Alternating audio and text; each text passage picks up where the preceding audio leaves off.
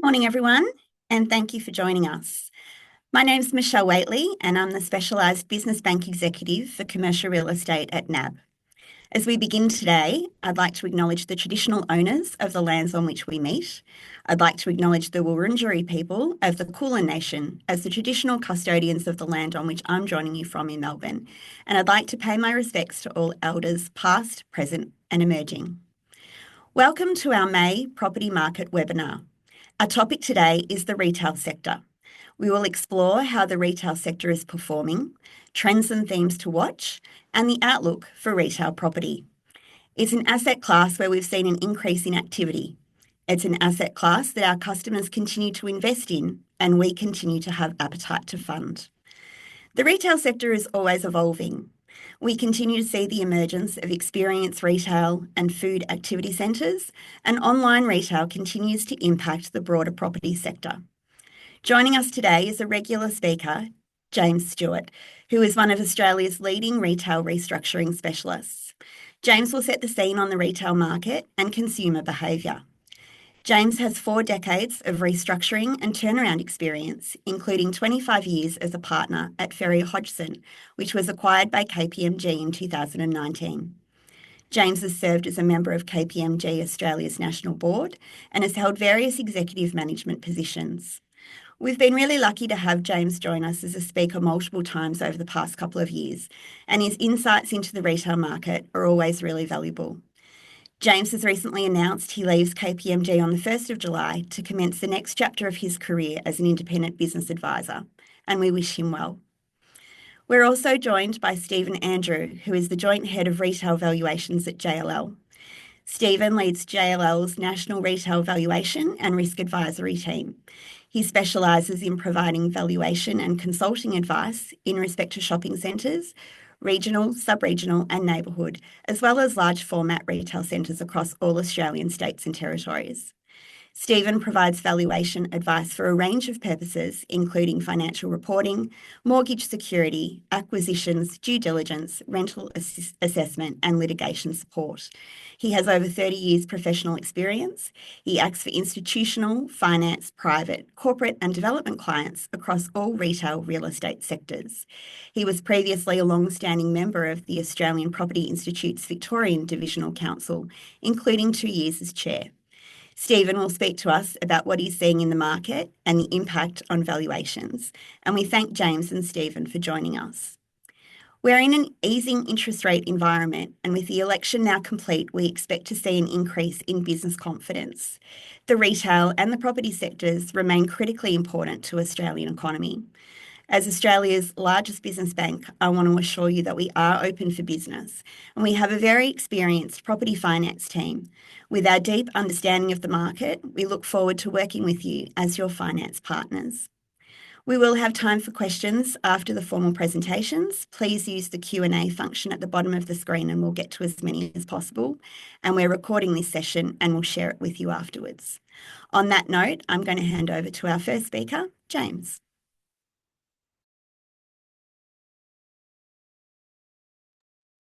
Thanks, Michelle. Let me just, it was a lovely introduction. I really do appreciate that. Let me just see if I can get my my slides on the screen and we'll be good to go.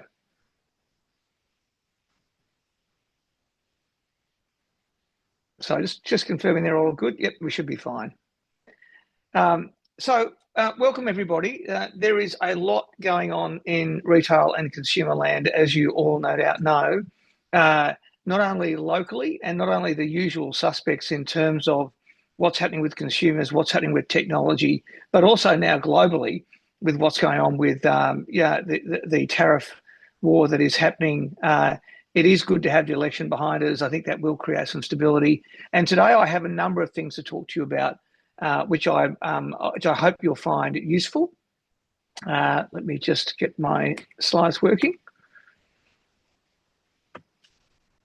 Okay, so I want to cover a couple of things. First of all, what's actually going on in the market? And secondly, what happened when I looked away for only 5 minutes? That seemed to just get me by surprise. So market reset. Let's just talk about where we are with the absolute basics. So what we know is that consumer confidence is improving, but it's off a very low base. So if you actually have to go back about 40 years to have consumer confidence at a low point where it was in 2023 and 2024. You've got to go back to the 1990s recession, arguably back to the 1980s recession, but certainly back to the 1990s recession. So the good news about a slide like this, which doesn't tell a great story, is you can see that little hook that's happening on the bottom right of that picture, is that confidence is improving. It is getting better. It's not rocketing along, but it's definitely getting better. And unsurprisingly, all of this happened because we had 12 rate hikes within the space of a year. And save for a Taylor Swift concert in February 24, by and large, those rate hikes did their job. And they really did push down consumer spending across the board and across most different sectors. If we look at where household saving rates are at the moment, the long-term average savings rate for household savings is about 5.5% to 6%, going back 20 or 30 years before COVID. During COVID, unsurprisingly, those household savings rates really spiked. And you'll see when we look more recently into last year and late last year, the savings rate is well below the long-term average. It actually got down to 0.09 of 1% around September 23. It has improved off that level, so it is getting better, but it is, again, not back to the long-term average, not by a long way. It's got some way to go. Now, household savings are important because it is, if you look at it in the context of also having consumer confidence, household savings is a direct reflection of what I call consumer dry powder. In other words, what sort of cash have they got? What sort of liquidity have they got? What's their spending appetite like in real terms? And what you'd like to see is that household savings rate sitting between that 5 and 6 mark, and it's not there yet. I mentioned consumer confidence. Let's look at business confidence over the last little while. And this is also interesting because in reality, business confidence is actually tracking ahead of consumer confidence. And it has been for the last 2 or 3 years. In other words, businesses are seeing more upside than consumers are feeling. That's the way I would describe it. It doesn't mean consumers are not feeling upside, but you can see, again, that index ideally should be north of 100 for consumer confidence. It's not there yet. It's not going backwards, but it's still 86.6 in relative terms is pretty anemic, so still relatively brittle.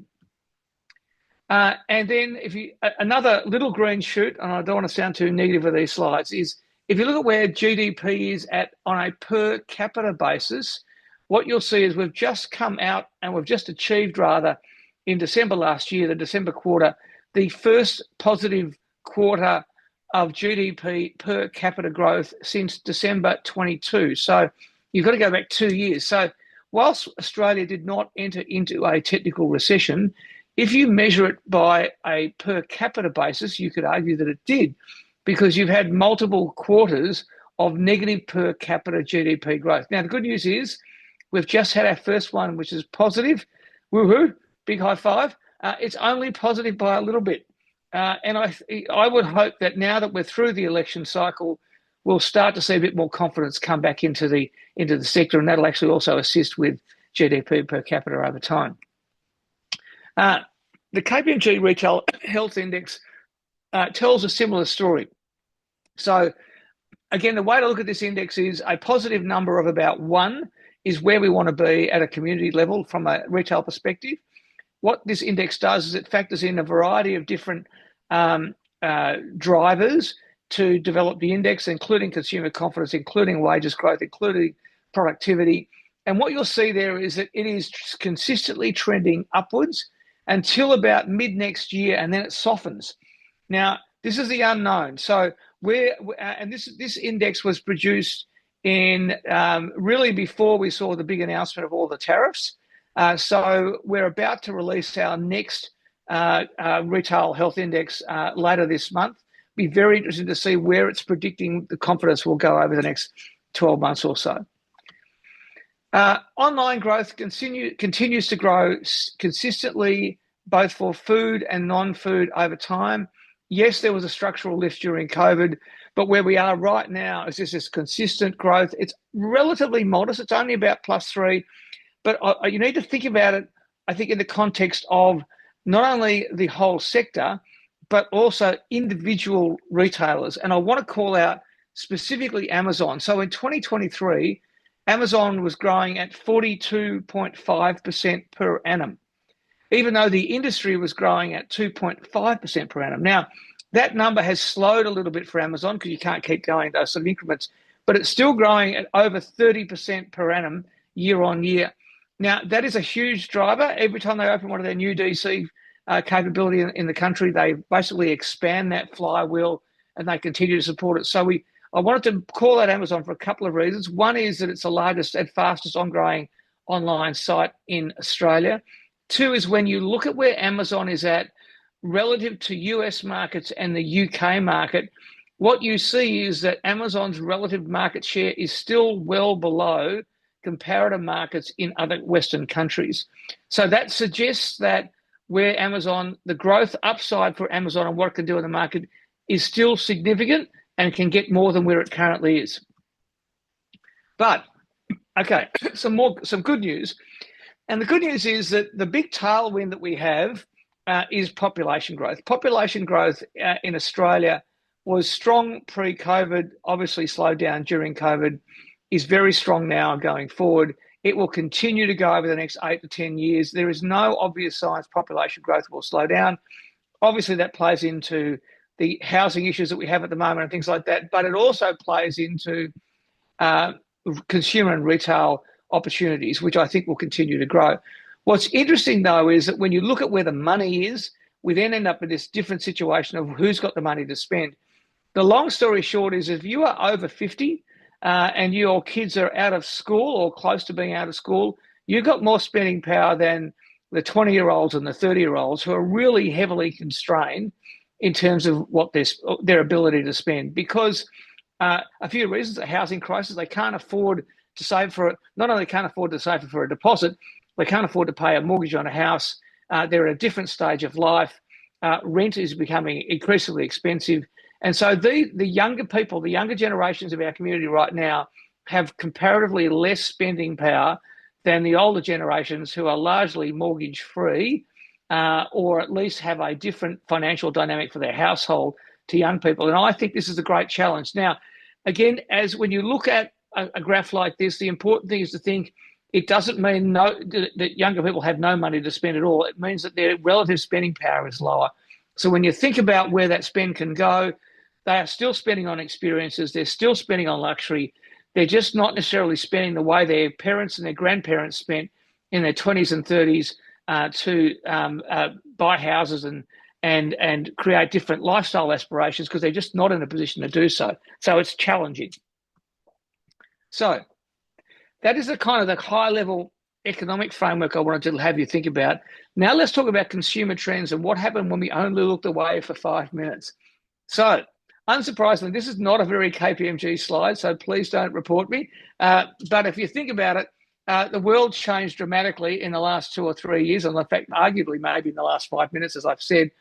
And what's going on is the global uncertainty is raising business risk, and CEOs around the world are worried about tariffs, they're worried about supply chain security, they're worried about inflation, they're worried about consumer confidence, and most importantly, they're worried about these possible scenarios potentially all at once. So let's just pause and let me take you down a geopolitics tunnel for a couple of minutes.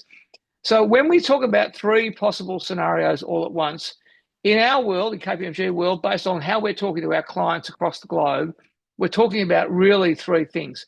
First of all, clients are worried about a crisis is going to hit and they're not prepared. This is really the issue around climate change and biodiversity, energy and food sustainability, the imbalance between long-term and short-term strategy. What does that mean? It means we have a drought. It means we have a flood. We have rains like we saw in Queensland. It means we have some sort of crisis that you can't reasonably plan for, but we're not ready to respond to it, and it disrupts our business and disrupts us significantly. That's the first one. The second one is what we call the death of truth and trust. So the triangle here, the pink one there, the focus on is really trust in public institutions, the prevalence of misinformation and disinformation, and AI governance. So this has been happening for a while. It's been accelerated by changes in politics particularly in the US in recent times. It's been accelerated by the evolution of generative AI, which is really raising a whole bunch of questions around how do brands position themselves in a way that is truthful and trustful, but also how do consumers think about brands, think about businesses, think about government, think about our institutions, and how that plays into their thinking around how they live their lives and spend from a consumer perspective. The third one sits around walls, moats, and stranger danger. This is effectively what's happening with the deglobalization of the world, the return to nation first foreign policy, national security concerns. We've probably got more wars and military conflicts going on right now than we have had maybe since World War II. It's all a bit daunting, but these are issues that are playing into the thinking around how do CEOs and businesses make long-term decisions in an environment of deglobalization, an environment of tariffs, an environment of other issues. How do they think about being agile and adapting to those markets in a way that allows their businesses to sustain and prosper? We can talk about this more if we like in Q&A. So let's talk about the consumer changing. What we do know is the consumer has moved massively to social media. That is coming through not only in consumer spending, of course, but it's also coming through in our political and geopolitical environment. And if you look at TikTok making me buy things, the political parties in the recent election all use TikTok as a medium of talking to their electorate and their target voters. But when you look at what that means for social commerce, so social commerce in 2023 was about $1.3 trillion globally. It's expected to be in the next 6 years to reach about $8.5 trillion globally. What does that mean? Social commerce has become the new gateway to how consumers are engaging with their favorite brands. It doesn't mean they are always buying on social commerce, but they are buying a lot more on social commerce now than what they were 2 years ago. This is a report from Salesforce, which is actually about a year old, but fascinating stuff. So what they're saying is in 2021, 15% of Salesforce consumers that they surveyed were actually shopping on social media. If you look at 2023, it went to 59%. So from 15% to 59%. Now, that's phenomenal. So when you think about retail and consumer brands and you think about the relative amount of change, we're normally talking in 2 to 3% increments. In this particular instance, we've gone from 15% to 59% in 2 years, right? So this is the new gateway to retail brands. It doesn't mean we don't shop physical. I'm not saying that. It doesn't mean we're not interacting with all the traditional mediums, but it does mean that our gateway, which used to be the websites and used to be Google, is now social. And it's, in my view, that's here to stay. So when you look at when TikTok Shop opened in November 2023, in 4 months, they had 1.1 billion users in the US alone, just shopping directly through social media. And you've also seen the rapid growth of brands like Aritzia, which is it sells lifestyle clothing, but it is social media at the heart of everything it does. It has it at the heart of product design. It has it at the heart of customer engagement. Its physical stores are set up to encourage you to use social media in the store because the change rooms don't have mirrors in the stores. It's designed to encourage you to go into the middle of the change room, put something up on social media, and look at the numbers this is doing. $2.2 billion US through 117 stores at a 16% EBITDA. Now, I can tell you most Australian retailers would be wetting their pants at those sort of numbers. Now, 35% of it's online. Okay, so let's take that out. Let's call it 1.5 billion out of 117 stores. Oh my God, that's still amazing, right? So just think about what that's doing. 1 billion videos on TikTok. Then that's before you come to the obvious ones like Shein, which we know about. Average selling price, $8 in Australia. 30 million followers on socials, probably more than that. 15 billion views on social media. $60 billion in sales. Doing over $1 billion in Australia already. And then if you look at where the Google searches say, where are people searching? They're searching Shein over H&M, and they're searching Temu, right? So these are disruptor brands. Shein, Temu and Amazon's new brand as well. These are disrupting brands. They are changing the way consumers are thinking about it. They're taking my best guess on Shein and Temu is between them, they're doing at least $2 to $3 billion in Australia between them. Now think about, where does that $2 to $3 billion come from? Where would it otherwise be spent if it wasn't going to those places? And that's before we get to Amazon. So next point, technology is changing, right? So if you think about AI, automation, and robotics and how that's going to reposition retail, retailers are increasingly thinking of technology as their core hub and technology across the value chain. So what we've discovered with our global surveys is that 56% of consumer and retail brands are saying we will be investing in AI in the next 3 years. 82% say if we don't invest, our competitors are going to beat us, so we know we've got to do it. 62% are saying we're getting real pressure from our shareholders to show what our ROI on AI is, so return on investment. But most of them, 71%, are saying, I think I'll get a return on investment in 12 months. If you look at the spend trajectory, 67% of consumer and retail brands are going to increase their spending on AI in the next 12 months. They're mostly chasing revenue growth. They're seeing efficiency improvements, and they're seeing it across the board. What is interesting is when you survey the CTOs or the CIOs, and then you survey the boards, there's a difference, right? The CTOs and the CIOs are telling their boards, you are not investing in AI fast enough. And the boards are going, we want to invest in AI slower. So you've got a tension between the people who are in the face of this and the people who are actually in charge of governance, which is really interesting.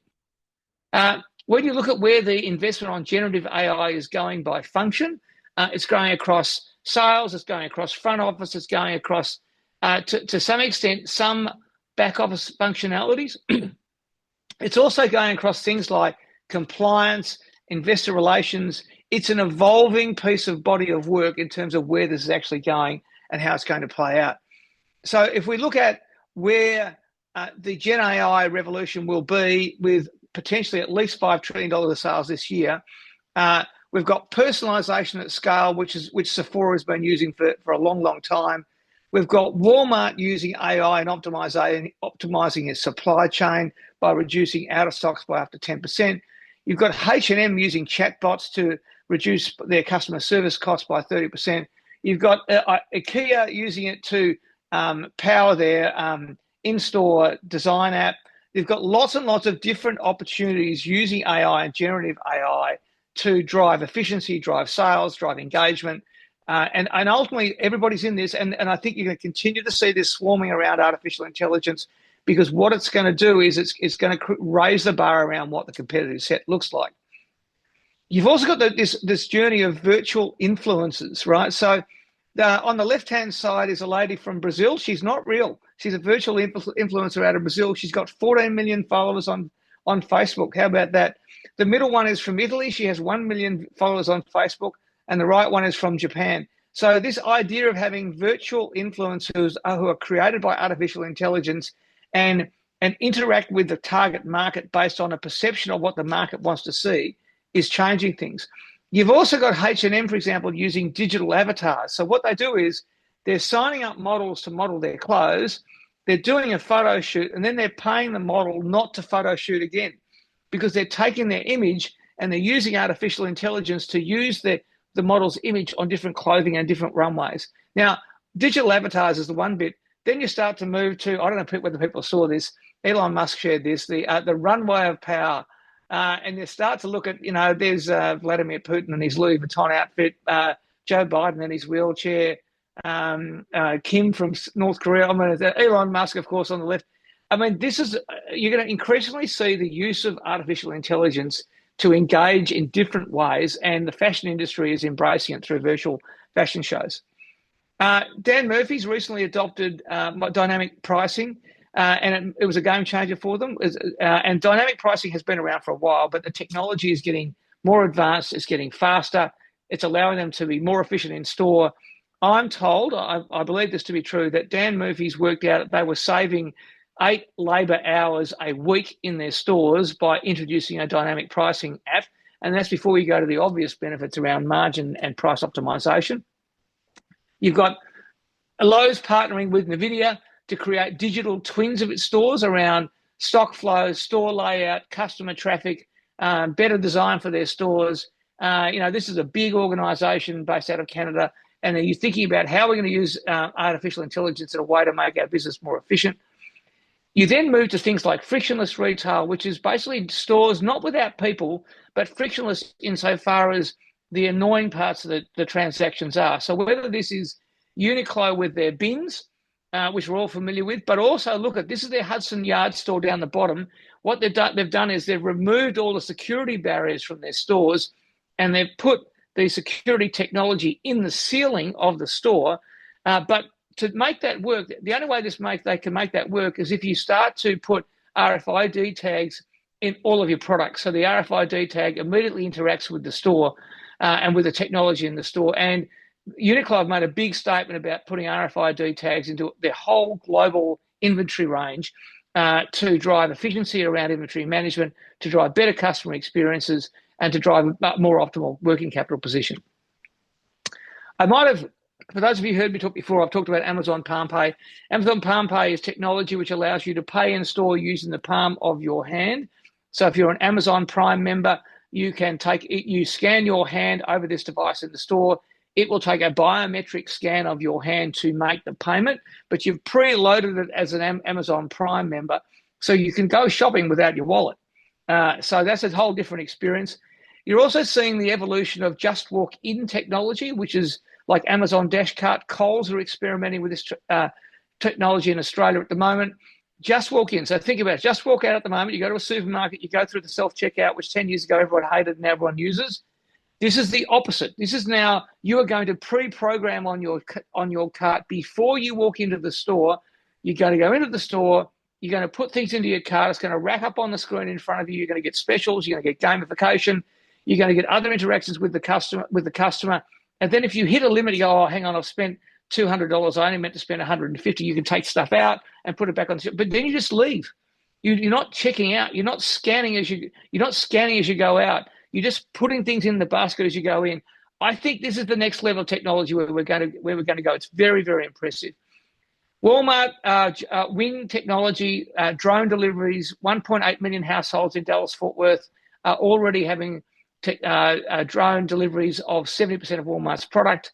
And that is going to be a game changer. I know it's been around for a while, but it's going to continue to be a game changer. Quick few words on circular and then a couple of things on physical, and I'm going to wrap. So, circular. What we do know is that with the new Scope 3 reporting rules, this is going to add a lot of costs to retailers. At the moment, you've got to be turning over $1 billion. In January 26, you've got to be turning over $500 million. And in January 27, you've got to be turning over, $200 million, I got that wrong. $500 million, $200 million, and $50 million. So in January 27, if you're a retailer turning over $50 million, you're going to have Scope 3 reporting obligations that is going to make people not very happy. That's going to cost money. It's going to add complexity to the whole process. I'm not saying the intent of this program is bad, but it is going to complicate retailers' lives. So what we are seeing across the US is this rapid growth in secondhand marketplaces. So where the growth of the resale growth of secondhand product is much, much higher than the first range product. And indeed, what you're seeing is the prediction is that in the US secondhand market's going to grow, will be about $90 billion by 2032. If you focus on the right-hand column, you'll see that where's the growth? It's in off-price, it's in secondhand. That's going to be almost 40% of all revenue sales for apparel by 2032. And then look at the changes. Who are the losers in that column? So you can see mixed price specialty is under pressure. You can see department stores under pressure. That's no surprise. You can see different retailers having market share reduce because of this growth in off-price and secondhand market for the apparel. Really interesting. Most of that growth is coming through online, which is the green line that you're seeing here, which is why you're also seeing brands like Zara and H&M and the big global fast fashion brands, which is almost a dirty word these days, thinking about how do they create different circular environments with their customers where you can repair garments, you can resell garments, and you can donate garments. This is a growing trend. It's a very significant trend, particularly in the fashion space. Okay, last few words about property, and then we're going to have Steve and Andrew talk to you about property in a way that probably I won't. So When I was in New York last year, I went to the American Dream, 7 miles out of Manhattan in New Jersey. If you've been to New York and you've never been to the American Dream and you're interested in consumer and retail, take a day and go and see this centre. It is completely worth it. This centre is, let me put in context, the average visitation for this centre is 6 hours. That's the average visitation. The centre was designed in the early 90s. It started construction in 2003. It opened in 2019, 3 months before COVID. It went bankrupt twice on the journey. It's still not making any money, and it's the second biggest shopping centre in the US, and it's got the best of everything. Now, why is the second biggest shopping centre in the US, and what's so special about it? Well, and you go to Australia, you go to Chadstone, you go somewhere at great shopping centres. This is a whole new level. So it is 55% of their floor space, which is about 3 million square feet, is on entertainment. So there's me being entertained. Whether that is in an indoor ski centre, which is absolutely huge, one of the largest Lego lands in North America, one of the largest indoor aquariums in North America, and a complete indoor Nickelodeon setup. I haven't finished yet, guys. Then you've got the indoor beach, because once you've been to skiing and you've been to the Nickelodeon thing, you probably also want to go to the beach. And look at the size of this thing; it's just absolutely enormous. Of course, then you've got the skating rink, and you've got the wheel. The wheel's almost an afterthought. I mean, people are going, "Well, what do I need a wheel for? I've got too many other things to do." What this is doing is, when you look at this centre and you think about it, and you go, there are centres like this in the Middle East. There are centres like this in Asia, maybe not to this scale, but there are centres like this. And you think about, this was probably dreamt up in the 80s. It was designed in the 90s, and it was built in the 2000s. And you have to say, is this the future of retail, or is it the past? I don't know the answer to that. Do you need all of this in Australia? Probably not. I mean, it's in Jersey. Jersey's climate's either really good or not so good, right? But it does challenge your thinking around what the future of retail might be, and how much entertainment value is important in this journey. Now, one more, and then I'm going to hand across to Stephen. When you think about retail and physical property, it's also worth having a look at the Central Group in Thailand. What? The Central Group in Thailand? Yes, the Central Group in Thailand. Why? Because they think about omnichannel different to anybody else that I've come across. The Central Group in Thailand, they own Cartier in Germany. They own Selfridges in the UK. They own a whole range of these incredible department stores around the world, and they own a bunch of retail brands. They think about omnichannel in a very comprehensive way as a property owner. They think about those department stores, whether you can call in shops, you can actually speak to a real person. They have call centres. You can chat and shop. You can do it through a chat bot if you want. You can shop on social media with a sales associate in the store, through Facebook, through Instagram, whatever you want. You can actually just go and talk to them, and they can sort it out for you. You can do a drive-through shop everywhere. Now, I know we have drive-through here, so maybe not that special, but they can add it up. And drive-through in Thailand is going to be tough, right? But they also then have a metaverse where they've developed a shopping metaverse which allows you to create your own avatar, create digital twins, and go shopping. Now, there's a whole bunch of stuff that's dumping in there, and it's meant to stimulate your thinking around what does the future of physical and digital shopping look like in this country. I'm going to stop now. I'm going to stop sharing. I've got a bit of a summary slide there, but I'm conscious of time, and I'm going to hand over to Stephen to jump in. Thanks so much, Stephen. Thanks, James. That really typifies the retail sector compared to say office and industrial. Was such an interesting and varied sector that which is what makes it such an interesting investment category. I hope you can all see my screen. My presentation is going to be a little bit more granular than your very interesting one, James, in terms of the property markets vis-a-vis retail within Australia. I'm really going to focus on the sort of up to $100 million, so large format retail neighbourhoods. But the themes are very consistent in terms across all the sector. I'll just start off by giving a summary of what's going on in the broader market. It's been some interesting developments over the start of 2025. I guess the unpredictability of global geopolitical circumstances has really played into the hands of the property sector here. As history shows us and informs us that volatility is actually a pretty good indicator of investment into real property. It's a safe haven, and we don't see any reason why that won't continue in the future. We think that now the election's gone, it was largely a benign result, and thankfully a majority government. So we can move forward and build on the gains that have been gaining in the market in terms of prospects of interest rate decreases and return to confidence. Our experience with valuations over Q1 2025 the metrics are still quite steady. Obviously, with the prospects of decreasing interest rates and improvement in market confidence, that may flow through to an expectation is that yields may start to tighten as we get in the second half of 25. But as we currently stand, the market's in a stable zone. We saw a strengthening in transactions in the first quarter of this year. There was a noticeable sentiment shift when Trump was making his announcements ahead of our election. But as I said, I think we're past that now, and we're looking a little bit more clear air for the rest of the year. Debt markets are supporting capital market activity. Obviously, NAB's really well placed at the forefront of lending to the sector, and they're out there to win business as the other banks are. So that underpins the market and the way forward. And capital continues to cluster around in favour in sectors such as the neighbourhood, large format retail, single tenant retail, such as supermarkets, Stan Murphy's, those QSR, quick service restaurant, single tenant type opportunities, and also mixed use opportunities, certainly in certain geographic locations such as Victoria, Sydney, where there's a demand for additional housing stock. We're going to see more retail assets repurposed and redeveloped as mixed resi retail and other uses.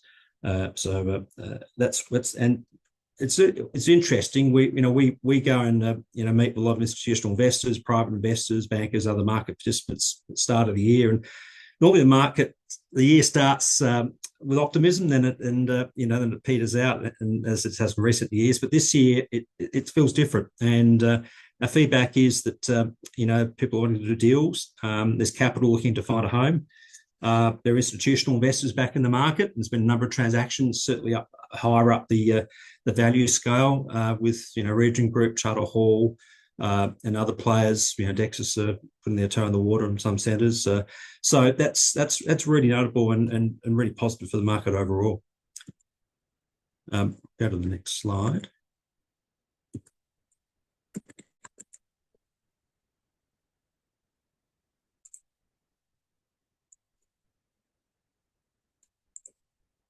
There we go.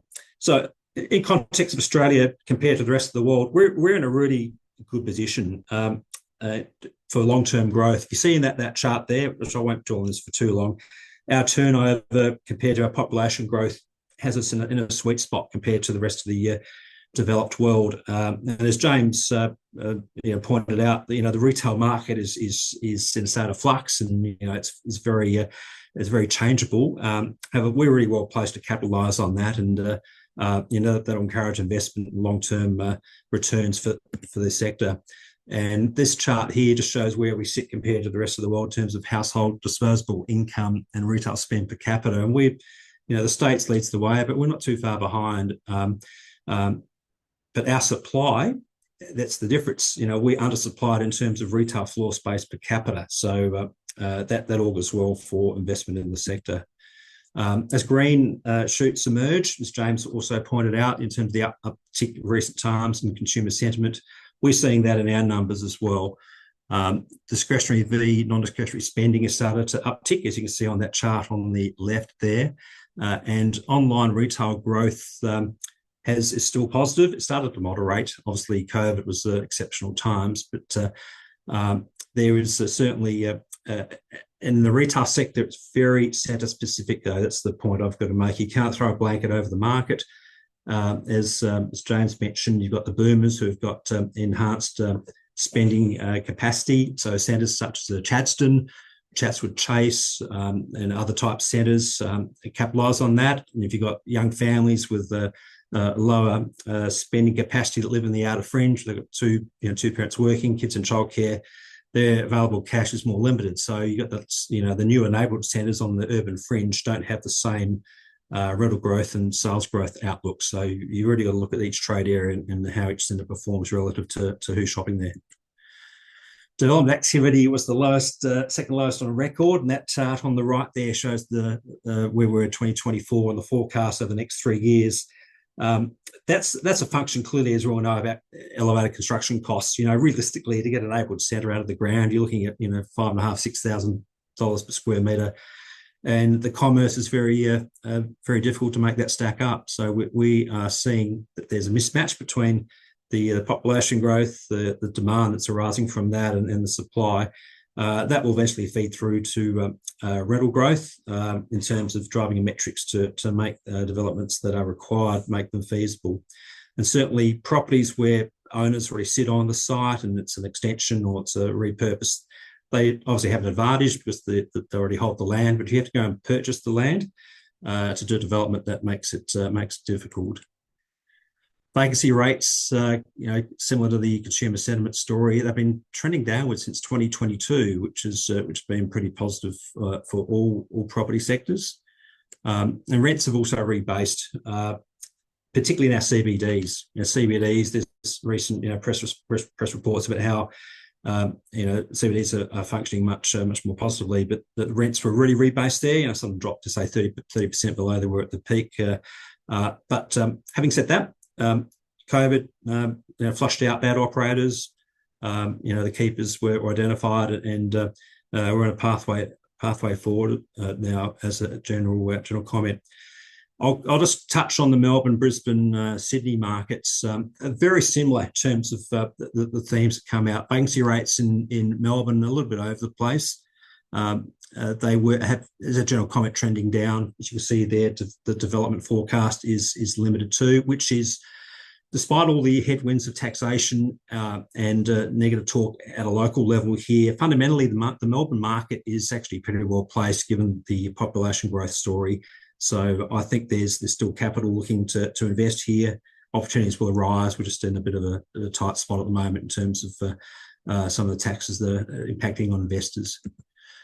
Sydney, similarly, there's been a decrease in vacancy rates. There's a little bit more supply coming on there. Sydney, unlike Melbourne, is constrained by geographic features such as the national forests and waterways and the like. So their ability to grow is not perhaps the same as Melbourne is. But we're seeing expansion in satellite cities. And Sydney is probably a bit more advanced in terms of the mixed-use story around transport-orientated developments. And Brisbane, which is carrying favour with investors given the Olympics coming up. There's good population growth numbers there. In general, vacancy rates have also decreased. And there's a little bit more supply coming on there as well. There seems to be quite a strong development cohort in the southeast Queensland sector, and that's quite favoured with investors at the moment as well.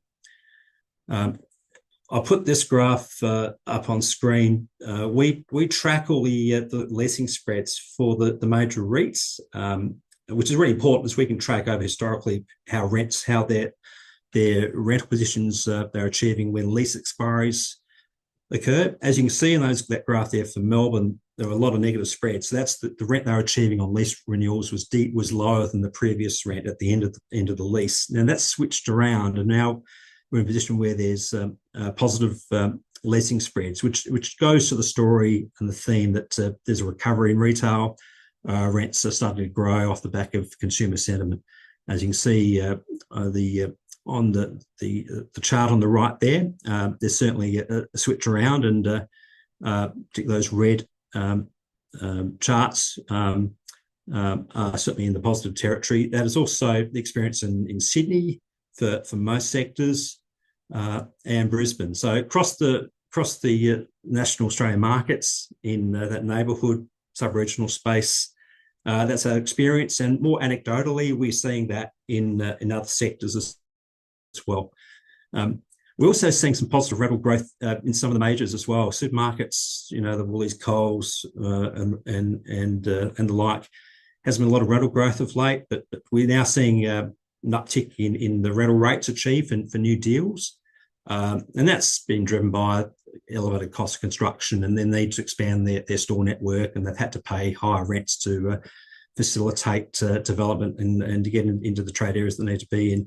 They've also actively entered the market as well. There are a number of deals where Woolies and Coles are actively purchasing existing assets to reset leases, to protect their positions, or they sit behind a purchaser in terms of funding to be able to reset their leases, particularly where they have no options or limited options. And there's quite a deal of evidence about how they're entering the market to do that.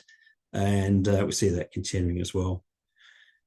Touching on James's preso, e-commerce penetration rates, we see from a retail context stabilised.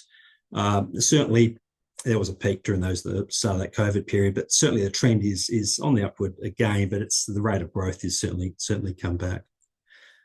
And as a sector, retail has certainly grown in interest. The preferred sectors for 24-25, that covers all the property sectors, office, retail, commercial, industrial, and the like. The interesting point there, retail on the left, the increase in interest from investors has certainly risen the most pronounced out of all sectors. And in terms of preferred locations, Sydney, Melbourne, and the rest of Australian capital cities compares very favourably to other cities in the Asian region. So we're in quite a good spot. The overall market has shown a really strong rebound in overall volumes in 2024 across industrial, retail, office. You can see there 2022, 23. It peaked in 2021. It dropped down. It's come back again, and it's always constrained by supply, clearly, but with the prospect of decreasing interest rates over the second half of the year, we see that being auguring for a good balance to the year in terms of sales. We've seen yield compression start to commence in some retail subsectors. As I said at the start of my presentation, yields are in general holding steady at the moment, but there is some examples where there is tension in the market, given the increased re-entry of some of the participants. That there's obviously where there's more tension, more interest, more demand. There's tightening of supply clearly, and there's a potential for decreases in rates, and we are seeing that in some selected cases, and also. Leading into there in terms of retail yields by geography, compared to last year, which is the brown circles, to the light blue, which is this year. There's been a tightening in terms of some sub-markets. This is for core retail. Some are static, but we see that there's some elasticity there, and as the year progresses, we will likely see that move. That's my last slide. Just to round off, just to recap, there's pretty 5 or 6 points I'd like to close off on in terms of where the market is and where we see it going.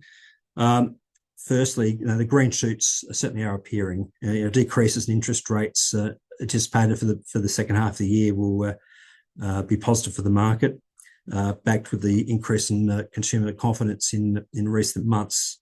We're seeing international capital return to the market. And institutional capital, they're on the sidelines for the last 2 to 3 years, so that provides extra tension as well. And there's positive rental growth emerging, as I mentioned. Secondly, retail supply is constrained. Retail supply is sort of 30-odd year lows, and you look at the strong population growth and the elevated construction costs of supplying new retail centres, $5 to $6 a metre. Makes it difficult to supply product into the market at the moment. So that augurs well for existing well-positioned retail assets, and that they will benefit from that. The geopolitical impacts, the tariff war, the instability that's brought, I think that will be positive for them for the real property market in terms of the stable environment that provides, and history shows that's been the case in the past. Fourthly, the impact of the election. As I said, I think it was largely a benign outcome in terms of the fact we've got majority government.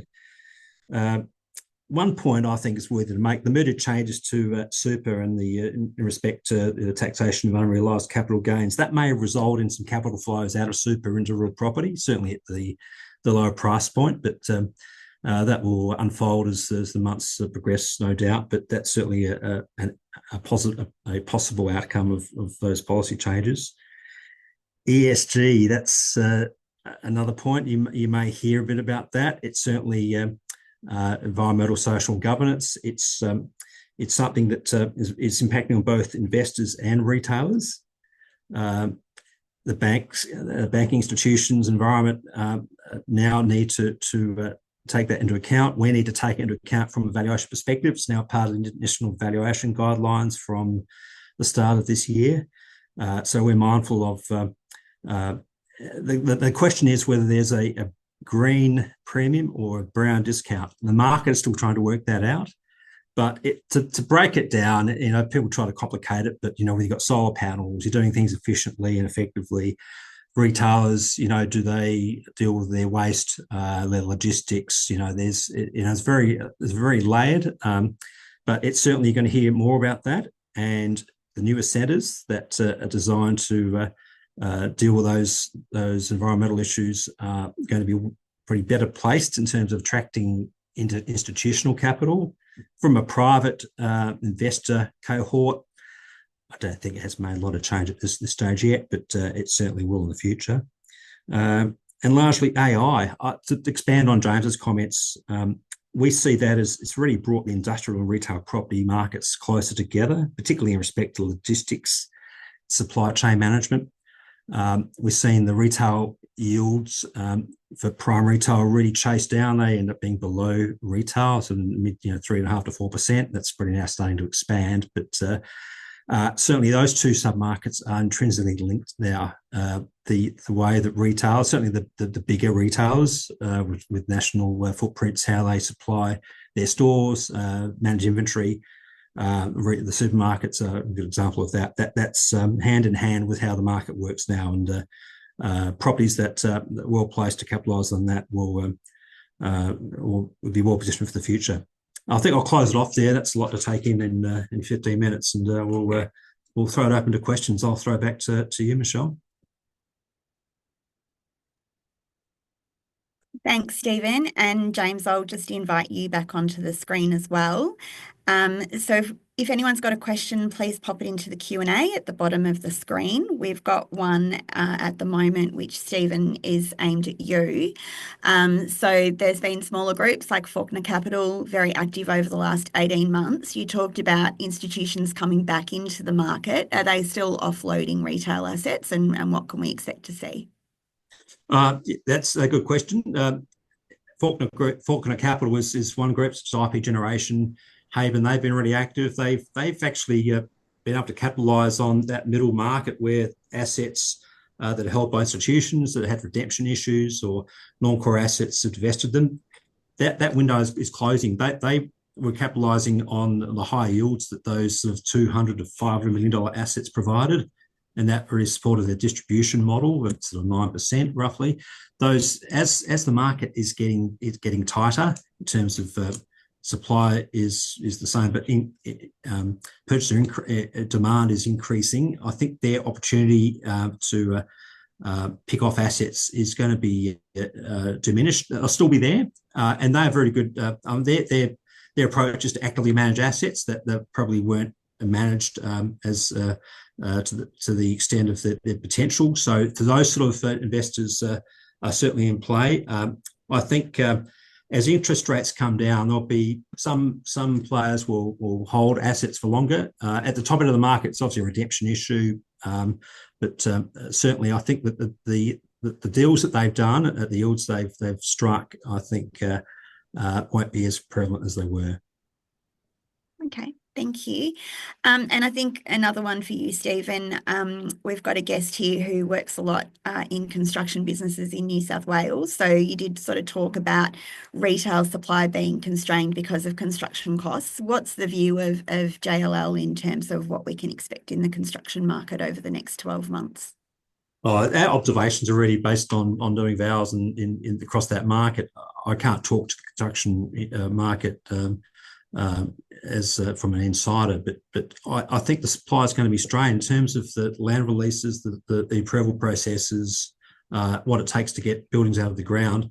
The next 12 months, I don't think the supply is going to be great, to be honest. There's depending which state you're in, Victoria, there's a lot of infrastructure projects, sucked contractors and subbies out of the market. So getting assets redeveloped or built out of the ground is challenged.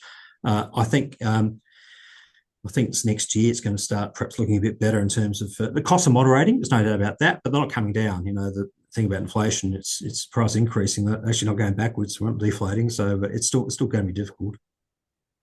Okay, thank you. James, one for you, just in regards to online shopping. How do you think we can overcome the distribution challenges in Australia as we see that continue to grow with like an Amazon? Well, that's a great question. I think the distribution challenges are they're on the one hand a little overblown, and on the other hand they're real. Now, I'll say that in two respects. When we look at the size of Australian cities, vis-a-vis the size of US cities, we have, relatively speaking, large cities. So, Adelaide, for example, is a very typical type of city in the US market. So, when you look at what Amazon's doing, they're not trying to they're not, in my view, trying to conquer the whole physical country. What they're really trying to do is say, where's the population centred? Melbourne, Sydney, Brisbane, Southeast Queensland, to a certain extent Adelaide. Plop themselves in those places and get the flywheel going, because they're used to operating in cities of 1 million people or less. So when we then start having cities of 5 or 6 or maybe 7 million people in the future, that's a really legitimate city to set up an online platform. So I think we've got to think about the distribution issues as within metro and then country. So country is obviously a little different because of the distances and things like that. That is more challenging. But inside metro, no. The other part of the answer to that question, I think, is the distance from the factories, China, to Australia is significant, but the distance from the factories to the UK and the US is also difficult. Europe is also difficult. The difference is that the volume of traffic going from China to Europe and the US is much, much higher than the volume of traffic that's coming to Australia. So there are some logistical issues. There are sometimes some cost issues, but overall, I think the smart online retailers, they're not trying to physically conquer the whole country. They're simply focusing on where those main population centres are. Right. Thanks, James. I am just conscious of time, so we will have to close it there. I hope everyone's found today's webinar interesting. Thank you so much, James and Stephen, for sharing your insights and some really fascinating information there, particularly around AI. So definitely worth us all having a good think about. Thank you so much to our audience for dialing in. For our customers on the line, I'd just like to take the opportunity to thank you for your custom. We do really appreciate your business and the relationship that we have with you. And NAB is committed to working with our customers to finding solutions together. So please stay in touch with your banker and speak to them about your new opportunities and any needs you may have. Given the current interest rate environment and there is market volatility, there has been some really good hedging opportunities. So if you'd like to explore any interest rate strategies, please let us know so we can put you in touch with our market specialists. You will receive a survey as the webinar closes. We really do appreciate you taking the time to provide us with some feedback and also any suggestions you'd like to see for topics for the remaining quarterly webinars during 2025. So I look forward to seeing you at our next webinar in August. Have a great day and thank you and goodbye.